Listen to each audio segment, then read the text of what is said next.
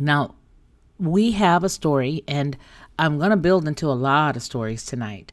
But the one particular that we're going to start with right now is our border. Now, if you guys have not been keeping up with the actual numbers, which I'm sure you have, they are they're pretty out there. And I'm going to just go ahead and read some things to you because of the fact that there's so many pop-ups on this thing, and I don't know how to get rid of them. Like I said, over on Headlines with a Voice, there was a very nice gentleman who recommended something, but then I got nervous because I thought I was going to put something on the computer. So therefore, I didn't download it, right? But anyway, I'm just going to read. So the number of migrants stopped at the United States-Mexico border in July surpasses 200,000 and reaches a 20-year high. Now, here are the bullet points. The southern border apprehensions reached the 20-year high in the month of July, reaching 210,000 people, according to the preliminary figures. That's one of the main bullet points, okay? Another one is the number of children traveling alone were picked up at the border, and they reached an all-time high of more than 19,000 in the month of July. Now, with July's numbers, the apprehensions have topped 1 million, getting very close to it. Okay, I'm not going to be unfair. I know that if we round something up, then yeah, it can be to 1 million. But, you know, to be fair, it's 980 some odd thousand. You may as well just say it's a million, right? But it also goes on to say that there were around 40,000 apprehensions in July of 2020 and 81,000 in July of 2019. So that juxtaposition should let us see that we're in trouble. So reading the full body of the story, it goes on to say that the southern border apprehensions reached the, like we just talked about, the 20-year high in the month of July, surpassing the 200,000 mark. U.S. authorities stopped approximately 210 people at the U.S. border in July, bringing the total of 2021 around a million or more, is what it's saying, right? So that was enough to populate the most populous city in the United States, which is San Jose, California. There were over 40,000 of those apprehensions we talked about. And I'd like to show you this, but I don't know if this, I don't know if the computer's going to act right and not let me get any of these pop-ups, but I just want to let you see some of the things that they portray to us so that we would have a little more emotion, so that we'd feel a little more sad. And these are the types of photos that they share with us. But here's the problem. The problem is this is, it's like we are the world's soup kitchen. There's no stop. There's just no stop. And it's really sad because they show us this, but this is not what's coming in that border right now. I don't know whether you guys know it or not, but I said something about it the other day. That is not what's at the border. This is not the only thing that's at that border. Trust and believe. Okay? So let's just watch this video right quick. So this is the Rio Grande right here. Okay? This shows people coming across the Rio Grande from Mexico into the United States. I want to make sure that I've given you guys the volume too, because sometimes if I think I'm only going to do print, I make the mistake and not give you the volume. So let me give that to you again, even though I may have done it. I don't remember doing it. All right. We don't want to see this commercial, so we're going to take that and mute it. But yeah, so my concern is that we've got a lot of stuff going on right now, and it doesn't seem that we got a choice at all. That's what we're looking at. And this is basically at night. Okay? And these people are just piling in. Now, there are reports that say that the majority of the folks that are coming in, about 10 out of, so we've got a great percentage of them that are being released into the United States that are COVID positive, which causes a great bit of harm to the community, and it causes taxing problems for people because the majority of the folks are not being put into hospitals. They're being put right there on the streets and put right there in hotels that are being paid for by organizations that our tax dollars pay for. And so that's a big problem. In tandem with that, looking at all of the folks that are coming in right now, I just have to stop and say this. And, I think a lot of times we want to be so politically correct and so cognizant of what we're saying, and that's a good thing. We should be. But we are being taken over from the inside out. That is the truth. I've said it for a long time, and it makes me very concerned because there is no end to this. There is no end. Now, I think that the end would be if we as a country just decided we're not going to play this game anymore. Now they're coming over on rafts and all that stuff, and it's very sad because it's, first of all, it's dangerous for the children that are being sent over here. They said that the children is at a unbelievable rate. Okay, the number of children traveling alone were picked up at the border reached an all-time high of 19,000 in the month of July only. 19,000 people coming under the age of 18 children, some even smaller than that, less than 18. So according to the preliminary numbers shared with the Associated Press, the Assistant Secretary for the Border, David, I want to say his name correctly, Shaholihan, and the Immigration Policy Department of Homeland Security. So should the preliminary figures for July be reached, it would further fuel arguments from the Republicans and the Trump-era officials that Biden's administration has created a crisis at the border by rolling back Trump-era restrictions. Quote, it signifies Biden administration strategy will not work. It's just simply not working. The Trump-era acting DHS secretary, who I did not care for, okay? I just didn't. He was like, I was amazed. But his name is Chad Wolf, and he was visiting fellow at Heritage Foundation. And this is what he told the Daily Mail. The numbers are astronomically high, and it's absurd. Anyone who brushes that off doesn't understand what's actually going on at the border. The Biden administration has done away with the migrant protection protocols, which forced migrants to remain in Mexico as they awaited their asylum hearing.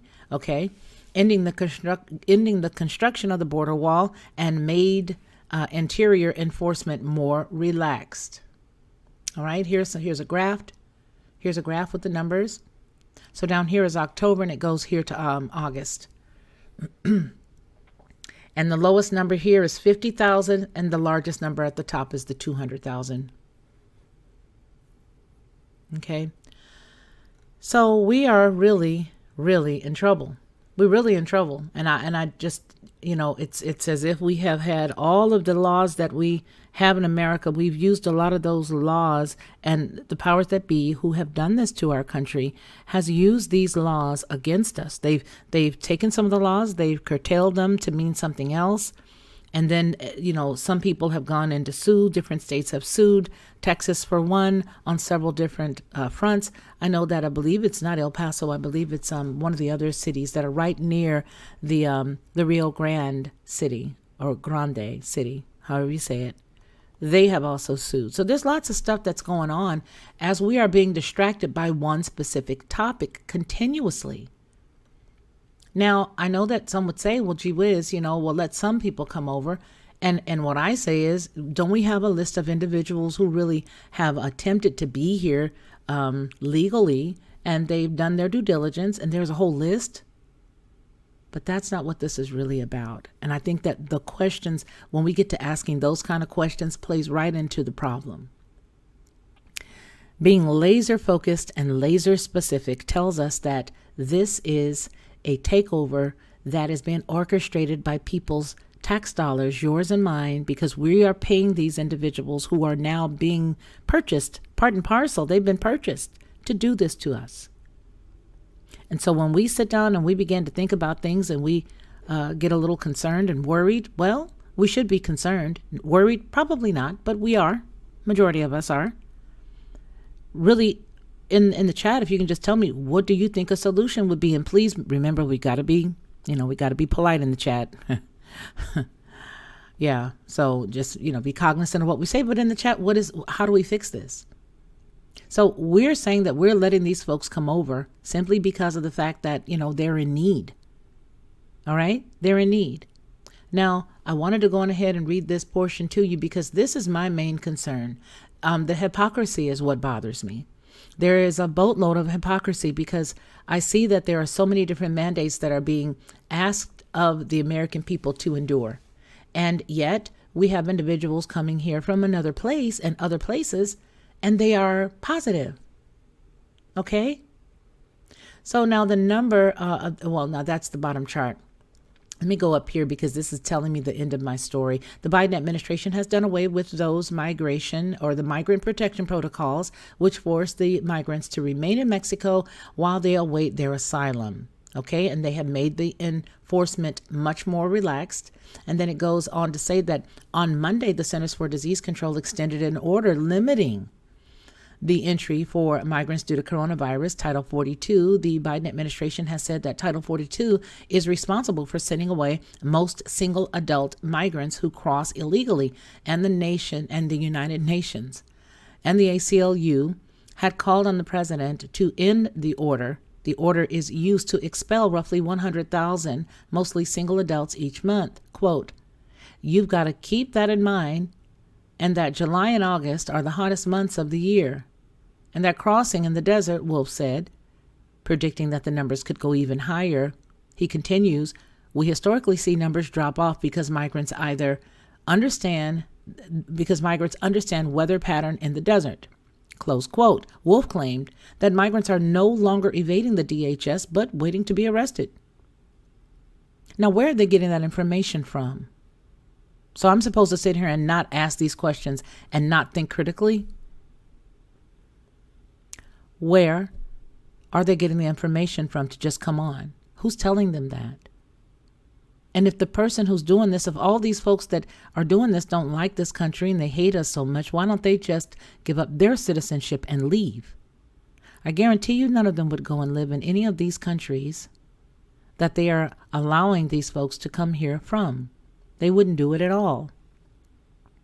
They would not do it. Just give up your citizenship and go over there. Why would you just, tear up where we are? Because it's a nefarious scheme and it's really not nice at all. Okay. He goes on to say that, I'm going to reread, "You've got to keep in mind that July and August are the hottest months of the year, and that crossing is in the desert. We historically see numbers drop off because migrants understand weather patterns in the desert." Wolf claimed that migrants are no longer evading the DHS, but they're just waiting to be arrested, where they can be processed within 24 hours, taken to a charity. And the charity that I showed you guys a few weeks ago is one that's very pretty. It's purple. The whole thing is purple. Okay? And they're housing a lot of kids. All right? A lot of children are being housed at some of the charities. But a lot of them, if not the majority of them, they said, according to the last report that we read, were all COVID positive.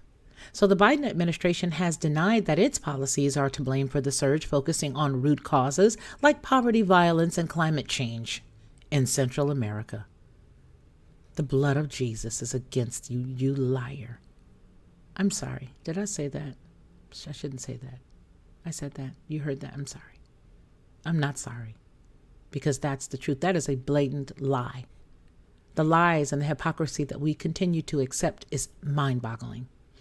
Last week, the administration, led by Vice President Kamala Harris, unveiled its plan to address the root causes, which identifies, prioritizes, and coordinates actions to improve security governance, human rights, and economic conditions in the region, according to the Vice President.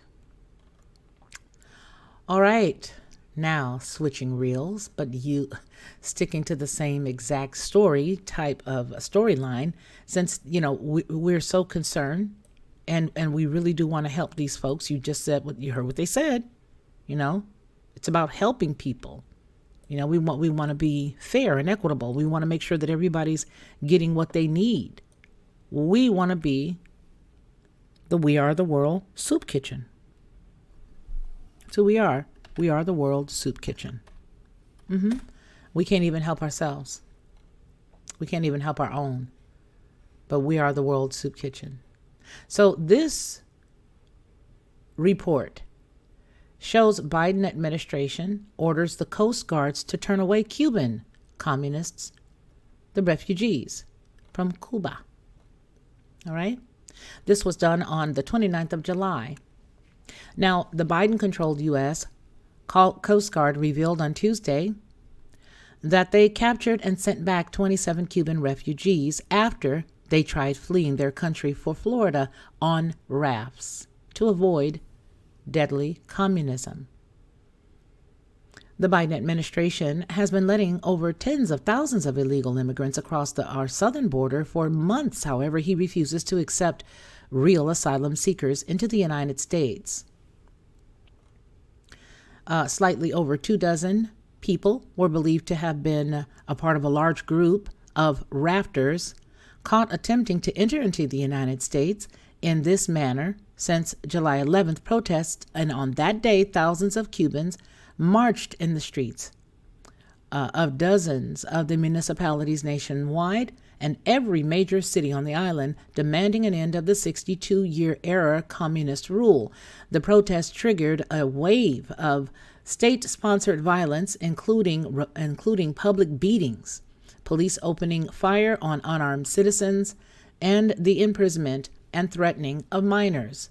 The United States Coast Guard did not provide the identity of those repatriated, but Cubans with known anti-communist sentiments can face legal repercussions for attempting to leave the country without the Communist Party's permission. Cubans with a higher education, especially doctors trapped in the nation's healthcare slavery system, may also face severe criminal liability if they're returned home. Cuba has regularly denied high-profile independent journalists and activists permission to travel abroad. The Coast Guard announced in a statement that they had intercepted a 21-foot vessel with 22 people aboard it. Okay, now that was on that Friday of this writing of this story, which was what we said, the 19th of July. It says on Saturday, the Coast Guard officials identified another makeshift raft with about 5 people heading into Florida. The Biden administration, who is welcoming illegal aliens from the southern border with open arms, is refusing to help the people of Cuba who are being faced with deadly communism. Quote, "The first time is never right to attempt migration by sea. To those who risk their lives doing so, this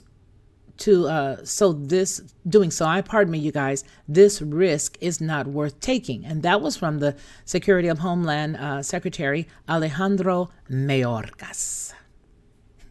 He said after protests erupting in Cuba earlier last month, allow me to be clear, if you take to the sea, you will not come to the United States. After American citizens started taking matters into their own hands, the Coast Guard issued a stern warning telling American citizens that if they helped the Cuban people, it would violate the United States immigration laws. And they'd be faced with 5 years in prison. Quote, "Vessels and persons illegally entering Cuba territorial waters without the required permit may be subject to seizure of their vessel, civil and criminal penalties of up to $25,000 per day, and 10 years in prison. But you can take a whole boatload of them, i.e. busload of them, and they can all be COVID positive, and you can pay for a hotel, prepaid, and they can all stay there indefinitely. That's not going to cost you $25,000. You won't get 10 years in prison for that. Well, because we're doing it. The hypocrisy. And I don't know if there's anybody left that could help in this situation. Do you guys? Is there anybody that can help us? I mean, what legal grounds do we have? I mean, even if we all got together and said, "Hey, listen, we need you guys to look into this." Who do we go to? What do we do? Where do we go? What do we do? This is a serious question. I'm going to come back to the story, but let me pop up over on this side and see what you guys have to say. Well, let's go back up here because I'm floored. I don't know about you guys, but I'm absolutely floored. Yeah. Yep. Okay, so prayers, please. Doctor says I may have shingles. Welcome to my world, sister, if that's what you have. I have it and have had it, and it's not fun. It's very painful. And I hope that you don't have it. I really do hope that they are incorrect. I really do, because you do not want that. So I will definitely stand in the gap for you and lift you up. I sure will, because I would not wish it on anyone. Okay? Yeah, a lot of pain. Yep. Well, look here. Amy's going to pray for you too. Amy says she's going to pray. Okay? So I'll intercede. Amy's going to pray. Looks like you're getting everybody to stand there with you. It doesn't make logical sense to allow anyone coming in while proclaiming the plant. Yes, but it is. And so I just, I feel like sometimes, you guys, we are in this big pool of information, and that all we're doing is swirling and swirling and swirling and swirling around in the same information. But while we're swirling with all this information around us, there are no changes being made. And so over the past few days, I have really, really taken just an inside look at myself and what it is that I can do to help to make a difference. And that is the reason why I'm mostly focusing now on the word, because there is nothing that we can do. There's nothing that any of us can do about any of the stuff that's going on right now. And as we look at this, we see that it is a ship that is sinking quickly. It's very, very much like the Titanic in a lot of ways. It has absolutely no end. I can't see any end. And so I think we should just get this information and know what to talk about when we have our conversations with the Father. Now, let me ask you this. The more of this information that we take in, does it do us any good? Are we shocked by any of it? The more they pile on every day, the more we bring news like this, and we get more and more and more of this. What does it do? And I'm going somewhere with the question. You see, I'm going somewhere. Oh, you poor thing, Tam. I'm gonna go ahead and read the rest of these, and you guys go ahead and tell me, and then we'll go back to the rest of the story. But I'll be candid with you. I think it's time for us to cut some of this stuff off. I mean, we can get this anywhere, but the time is so precious and so short.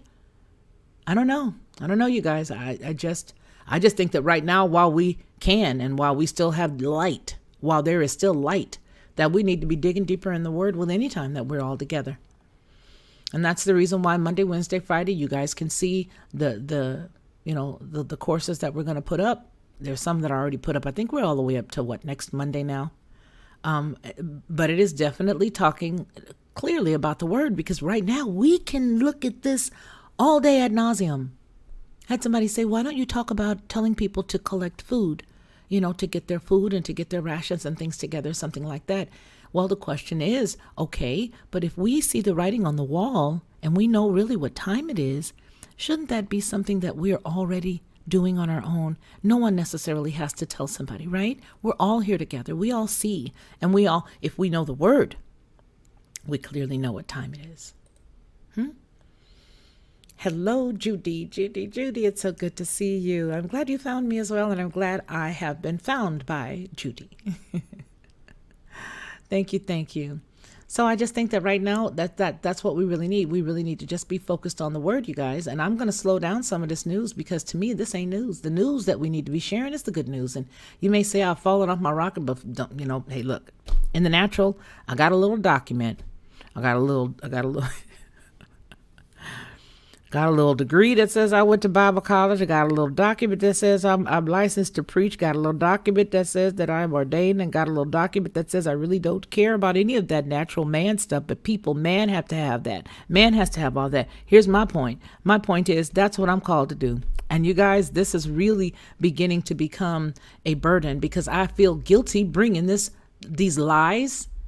Even though we claim we know truth, a lot of this stuff is not truth. A lot of this stuff is contrived to get you off your game. And let me tell you what I will show you next. Because what I will show you next is why you're getting all this other stuff first. You see all this stuff coming at you constantly. These things bring the fear level up. But what I'm about to show you is real nitty gritty, and ain't no jive about it.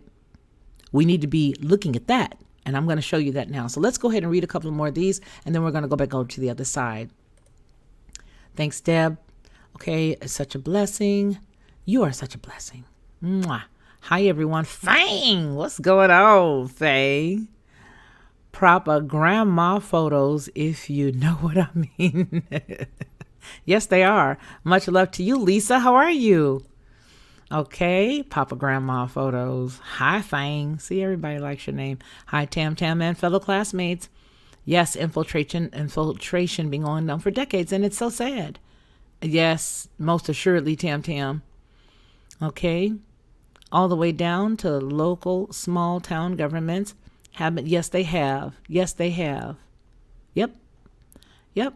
I wish the last guy was not, I mean, I don't know, I didn't vote this last time, but I did vote for him before. But I mean, that was like, gee whiz, if he had stayed, on the right track. And, I had several dreams about him while he was in office. I had several visions and several dreams. And I can almost tell you with surety what happened. I won't tell you, but I will say that there was something that did happen to that cat, because at first he was on the right path, and he really was. Yep. Okay. So, I don't believe that, I don't want to say that. I'm going to leave that there. Let me just tell you that, yeah, there's a lot of stuff going on, you guys. Let's see. How do they keep their clothes so clean through their journey? Come on now. That's because somebody is letting them off a bus, right? They got a ride. They're being transported and shuttled into place to place. Yes, Fang. Exactly. Bus loads dumped off in random towns, I have heard. Yeah, we did a story about it. Yep. It's not a crisis. It's a plan. Absolutely, Sandy. All a part of the order. Yep.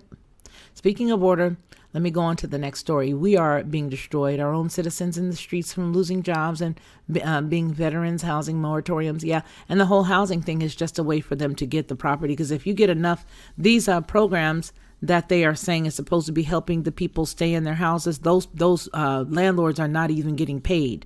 Did you know that?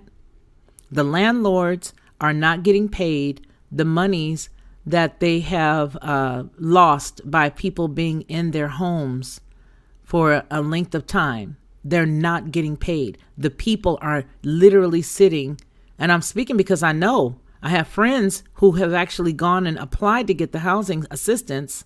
All right. And they're literally sitting in, what is it? What did she say? It was a permanent, it's like a status where you're waiting for them to give you your approval status. It's like final approval status. And it's been like that for 3 months. And they have not made any decision. And yet they keep making moratorium after moratorium. So do you see why it doesn't even help us to even talk about it? Because it's a demonic thing. All this stuff that they call news is not news. It's not. Propaganda to make you continue to talk about it. But this is going to be the last time we really do it, you guys. And I'm going to strip a couple of my channels away. Got some stuff coming. I mean, it's like every day I learn something new. But I don't want to be disobedient, so I gotta cut some of them out. Because I will not allow my spirit to be infiltrated with this stuff. Now that I am really, really, really aware of a couple of other two things, I think you guys might feel the same. If you just get someplace and intercede for your neighborhood and begin to pray for yourself, you'll see. Hey, Leaf Desi, how's it going? All right, you guys. It's the clowned Piven strategy plan. Overload the system so it collapses under its own weight. Yeah, absolutely. I have to agree with you on that one. I really do. I have to agree with you on that one. So we're going to go ahead and look at the next story, because the next story is, I'm going to finish this one. Oh no, I lost it. Oh, gee, Willikers Felicia.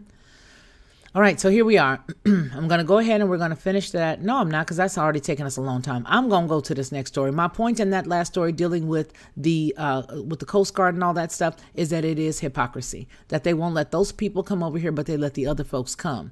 And again, a lot of these people are not from Mexico, and that's the misnomer. Everybody's thinking that it's Mexico, and it is not. They, as you know, are coming from Honduras. They are coming from, Guatemala. They are coming from Costa Rica. They're coming from everywhere they possibly can come. They're coming from coastal states. They're coming from, just everywhere over there. And it's not safe. But here's the meat of what we need to talk about right there. Bingo, baby. A new NATO command becomes fully operational. The top U.S. military officer issues warnings over great power war. This was done on July the 15th. And There's another piece to this right here that I really want. And I think this is where we're going to start. We're going to start back last year in September, because while everybody was slumbering, only possibly a handful of us, maybe a whole bunch, knew this. But anyway, the NATO's new Atlantic Command declared operational. Now, this was September the 18th of 2020. NATO's new Atlantic Command was declared operational in a ceremony in Norfolk, Virginia on Thursday, September 17th, 2020. The Joint Force Command in Norfolk established to protect sea lanes between Europe and North America.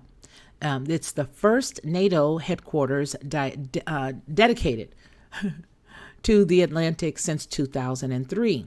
Okay, NATO Secretary General Jens Stoltenberg, looks like it says, welcomed the milestone, saying, quote, NATO is a transatlantic alliance and the North Atlantic is vital. Both of those together are vital for the security of Europe.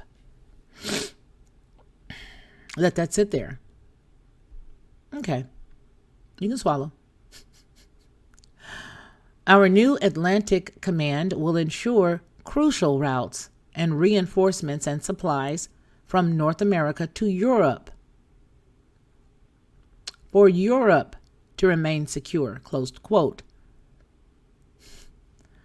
Co-located with the United States Second Fleet and the Atlantic Command is led by U.S. Vice Admiral Andrew Lewis. It will provide coherent command manage arrangements for the Allied forces, maintain situational awareness, conduct exercises, and draw up operational plans covering a vast geographic areas with an S, from the U.S. East Coast past the Greenland, Iceland, UK gap, and into the Arctic. Day-to-day NATO maritime operations will continue to be run out of the Allied Maritime Command in the United Kingdom on our soil. Okay. NATO defense ministers decided in June of 2018 to adapt the alliance command structure with a new Atlantic Command in Norfolk, Virginia, and a command for support and logistics in Ulm, Germany. Joint Force Command Norfolk joins NATO's two existing Joint Forces Commands located in Brunsum, Netherlands, and Naples, Italy. Okay? Again, September 18th and September 17th, 2020. Written on the 17th, uploaded originally, and then updated on the 18th. Okay? All right, so let's go on here to this one. Gotta read it. You just gotta love it. Actually, you just gotta love it. I can't make up the time that we're living in. The times that we're living in are amazing times. They are amazing times. They really are. These are amazing times to look up. So this comes from the U.S. Department of Defense, July 15th, 2021. Milley marks full operational capability of the NATO Command in Norfolk. The chairman of the Joint Chiefs of Staff marked the full operational capability of NATO's Joint Force Command, Norfolk, saying command is integral to the alliance's strategy for maintaining peace. Army General Mark Milley spoke to assembled dignitaries on the USS Kearsarge, along with the U.S. Navy Vice Admiral Andrew L. Lewis, the Joint Force Command, Norfolk, and the United States Fleet Commander. The NATO Command is the only joint force command in North America. If deterrence fails, the mission of the command, it is to fight and win the Battle of the Atlantic. Preventing war is paramount. Quote, in my view, the world is entering a period of potential instability, and some nations, and clearly, listen to this, as some nations and clearly terrorist groups, and perhaps some rogue actors, that's us, are seeking to undermine and challenge the existing international, quote, order. That was a quote within a quote. International order. Do you get it? Yeah, okay. I'm going to put this over here so you guys can read it too. Here you go. Hopefully you can see it now. There you go. Okay, this is it. This is where we are. U.S. Department of Defense. This was done on July 15th, 2021. Wow. I'm going to start here again since you guys are here with me now. And this is the actual website, so there are no pop-ups. Hallelujah for that. But I'm going to make it big enough so that you can see it. All right? All right. Preventing that war is paramount. Quote, in my view, the world is entering a period of potential instability as some nations, and clearly terrorist groups and perhaps some rogue actors, are seeking to undermine and challenge the existing international order, the general said. He continues, they seek to weaken the system of cooperation and collective security that has been in existence for some time. The dynamic nature of today's current environment is counterbalanced by an order that was put in place 76 years ago, at the end of World War II, close quote. That war was the most destructive in human history between 1914 and the start of World War I in 1945, the end of the Second World War. More than 150 million people were killed, and these were wars between great powers, and they were incredibly destructive. Quote, that is the butcher's bill of great power war. That's what this international order that's been in existence for 7.5 decades is designed to prevent. That's what JFC Norfolk is all about. It's to prevent that outcome, close quote. In the addition of the nuclear weapons made great power war even more unthinkable, leaders in the immediate post-war world gathered to set up processes, policies, laws, and organizations commonly called, quote, the international order today. NATO was the brainchild of those leaders, and the defensive alliance was designed to provide collective security for Europe and North America. Quote, without question, NATO has been the most successful military alliance in human history, Milley said. And NATO is still very much a vital and critical part of our regional security framework, and indeed, our global security framework. In fact, in my view, he says, it's the linchpin that holds together the period of great power, peace that we are now enjoying, closed quote. The success of the alliance is being challenged, the chairman said. The international order is under attack. Quote, nations, non-state actors, sponsors of terrorism, cyber criminals are all the backdrop of the current security environment, close quote, the chairman said. Another factor concerning this change in the character of war, the general said. Milley defines the character of war as how we fight the organizations we fight and the technologies that we use, and that is a quote.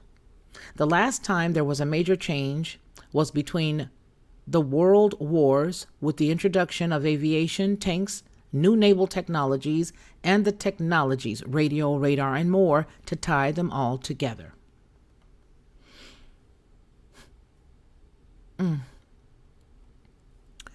All nations had the same technologies, but only one got it right at first. He says, quote, Germany combined those technologies and the German way of war and combined them to the organizations and the leader development in such a way that Nazi Germany was able to overrun Western Europe in 18 months, Milley said. Other countries combined it in different ways, and they did have success. And I would tell you that the same thing is happening right this minute. There's a whole set of technologies that are driving fundamental change. The United States military and NATO and other NATO allies have to get that change right. He says, quote, if we don't put the pedal to the metal and do this right over the next 10 or 15 years, we are condemning a future generation. I would argue that the country that masters those technologies, combines them with their doctrine, develops their leadership to take maximum advantage of them, is likely going to have significant and perhaps even decisive advantage at the beginning of the next war, close quote.